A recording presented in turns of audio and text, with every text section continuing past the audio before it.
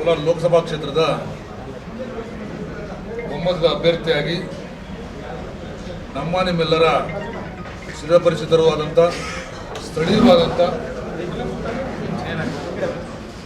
ಸಾಮಾನ್ಯ ಮಲ್ಲೇಶ್ ಬಾಬು ಅವ್ರನ್ನ ಬಿಜೆಪಿ ಮತ್ತು JDSನ ಒಮ್ಮತದ ಅಭ್ಯರ್ಥಿಯಾಗಿ ಘೋಷಣೆ ಮಾಡಿದಂಥ ಕೇಂದ್ರ ಸರ್ಕಾರದ ಎಲ್ಲ ನಾಯಕರಿಗೂ ಜೊತೆಯಾಗಿ JDS ಪಕ್ಷದ ಎಲ್ಲ ಮುಖಂಡರಿಗೂ ಕೂಡ ಈ ಸಂದರ್ಭದಲ್ಲಿ ಅಭಿನಂದನೆ ಸಲ್ಲಿಸ್ತಾ,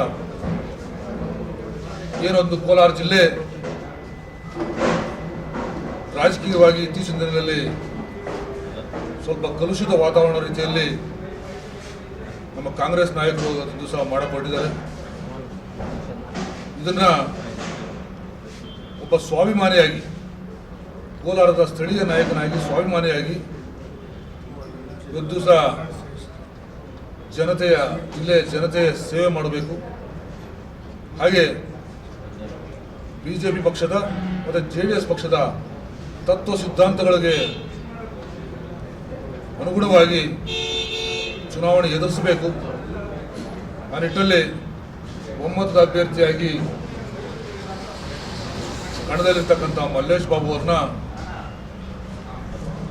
ಜಿಲ್ಲೆಯ ಸಮಸ್ತ ಜಿಲ್ಲೆ ಇವತ್ತು ಸಹ ಅವರನ್ನು ಆಯ್ಕೆ ಮಾಡೋದ್ರ ಮೂಲಕ ಅತ್ಯುತ್ತಮವಾದ ಗೌರವಯುತವಾದಂಥ ಒಬ್ಬ ಸಭ್ಯ ವಿದ್ಯಾವಂತನನ್ನು ಆಯ್ಕೆ ಮಾಡಿ ಲೋಕಸಭೆಗೆ ಕಳಿಸ್ಕೊಡೋ ನಿಟ್ಟಿನಲ್ಲಿ ತಾವೆಲ್ಲರೂ ಕೂಡ ಕೈ ಜೋಡಿಸಬೇಕು, ಅವರೂ ಕೂಡ ಹೆಚ್ಚಿನ ರೀತಿಯಲ್ಲಿ ಸಹಕಾರ ನೀಡಬೇಕಂತೇಳಿ ಮಾಧ್ಯಮದ ಮೂಲಕ ಸಮಸ್ತ ಜನತೆಗೆ ನಾನು ಕೈ ಮುಗಿದು ಮನವಿ ಮಾಡ್ತೇನೆ.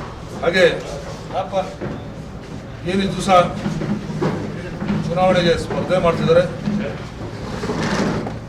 ಧರ್ಮ ಅಧರ್ಮದ ಒಂದು ಸಂಘರ್ಷ,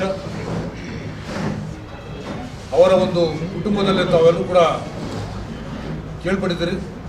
ಅವ್ರ ತಾಯಿಯವರು ಜಿಲ್ಲಾ ಮಟ್ಟದಲ್ಲಿ, ಲೋಕಸಭಾ ಮಟ್ಟದಲ್ಲಿ ಅಭ್ಯರ್ಥಿಯಾಗಿ ಕೆಲಸ ಮಾಡಿದಂಥವರು. ಹಾಗೆ ಅವ್ರ ತಂದೆಯವರು ಕೂಡ IAS ಅಧಿಕಾರಿ ಆಗಿದ್ದಂಥ ಸಂದರ್ಭದಲ್ಲಿ ಅವ್ರು ಕೈಗೊಂಡಂಥ ಒಂದು ಜನಸೇವೆ, ಅಧಿಕಾರಿಗಳಿರ್ತಕ್ಕಂಥ ಒಂದು ಒಮ್ಮತ ಒಂದು ಅಭಿಪ್ರಾಯಗಳಲ್ಲಿ ಇದು ಸಹ ಅವರು ಚಿರಪರಿಚಿತರಾಗಿದ್ದಾರೆ. ಇಡೀ ಬಂಗಾರಪೇಟೆಗಲ್ಲ, ಎಲ್ಲ ಕೋಲಾರದಲ್ಲಿರ್ತಕ್ಕಂಥ 8 ವಿಧಾನಸಭಾ ಕ್ಷೇತ್ರಗಳಲ್ಲಿ ಚಿರಪರಿಚಿತರಾಗಿದ್ದಾರೆ. ಅತ್ಯುತ್ತಮವಾದ ಒಂದು ವ್ಯಕ್ತಿತ್ವ ಅಂತೇಳಿ ಈಗಾಗಲೇ ಜನಬಳಕೆಯಲ್ಲಿದ್ದಾರೆ. ಆ ನಿಟ್ಟಿನಲ್ಲಿ ಮುಂಬರುವ ಚುನಾವಣೆಯಲ್ಲಿ ಅವರು ಗೆಲುವು ನಿಶ್ಚಿತ.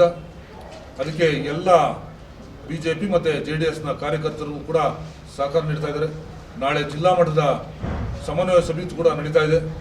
ಮುಂದುವರೆದು ನಾಳೆನೇ ಸಾಧ್ಯವಾದ ನಾಳೆ ಸಂಜೆನೆ ನಮ್ಮ ಒಂದು ತಾಲೂಕು ಮಟ್ಟದಲ್ಲಿ ಮತ್ತು ನಾಳಿದ್ದು ಹೋಬಳಿ ಮಟ್ಟದಲ್ಲಿ, ಗ್ರಾಮ ಪಂಚಾಯತಿ ಮಟ್ಟದಲ್ಲಿ ತೀರ್ಮಾನ ಗ್ರಾಮ ಮಟ್ಟದಲ್ಲಿ ಒಂದು ಚರ್ಚೆ ಆಗಿ ಅವರೆಲ್ಲರೂ ಕೂಡ ವಿಶ್ವಾಸ ಪಡೆದು ಚುನಾವಣೆ ಎದುರಿಸುವಂಥ ಕೆಲಸ ಮಾಡ್ತೀವಿ.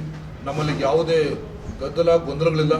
ನೀವು ಹೇಳಿದಂಗೆ ನಮ್ಮಲ್ಲಿ 3 ಅಭ್ಯರ್ಥಿಗಳು ಇದ್ದಿದ್ದು ನಿಜ. ಆ 3 ಅಭ್ಯರ್ಥಿಗಳು ಇವರ ಒಂದು ನಾಯಕತ್ವದಲ್ಲಿ ಚುನಾವಣೆ ನಡೆಸಬೇಕು. ಅವರ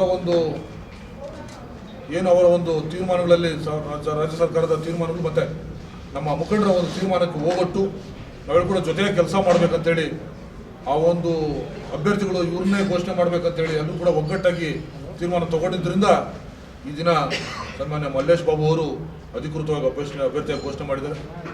ಮುಂದೆ ಬರ್ತಕ್ಕಂಥ ಚುನಾವಣೆಯಲ್ಲಿ ಅವರು ಅಧಿಕಾರಿಗಳ ಮತಗಳಿಂದ ಗೆಲುವಾಗ್ತಾರೆ ಅಂತ ನಂಬಿಕೆ ಕೂಡ ನನಗಿದೆ.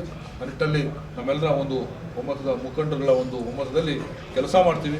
ಎಲ್ಲರೂ ಕೂಡ ಜೊತೆಗೆ ಕೆಲಸ ಮಾಡ್ತೀವಿ. ಪ್ರತಿ ಕ್ಷಣ ಪ್ರತಿ ನಿಮಿಷ ಕೂಡ ಗಂಟೆಗಳಷ್ಟೇ ಇದ್ದಾವೆ ಚುನಾವಣೆ. ನಾವೆಲ್ಲರೂ ಕೂಡ ಒಗ್ಗಟ್ಟಾಗಿ ಕೆಲಸ ಮಾಡ್ತೀವಿ. ಸಂದರ್ಭದಲ್ಲಿ ಹೇಳ್ತಿರ್ಬೋದು ಅದನ್ನು ಕರೆದಿದ್ದೀವಿ. ಸನ್ಮಾನ್ಯ ನಿಖಿಲ್ ಕುಮಾರಸ್ವಾಮಿ ಅವರು ಬರ್ತೀವಿ ಅಂತ ಕೂಡ ತಿಳಿಸಿದ್ದಾರೆ. ಮತ್ತೊಂದು ಸುತ್ತು ಚರ್ಚೆ ಮಾಡ್ತೀವಿ.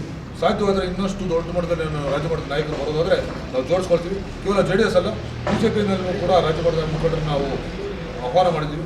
ಬಂದರೆ ಅವರು ಸ್ವಾಗತ ಮಾಡಿ ಅವ್ರ ಸಮ್ಮುಖದಲ್ಲಿ ಸಭೆ ಕೂಡ ಮಾಡ್ತೀವಿ.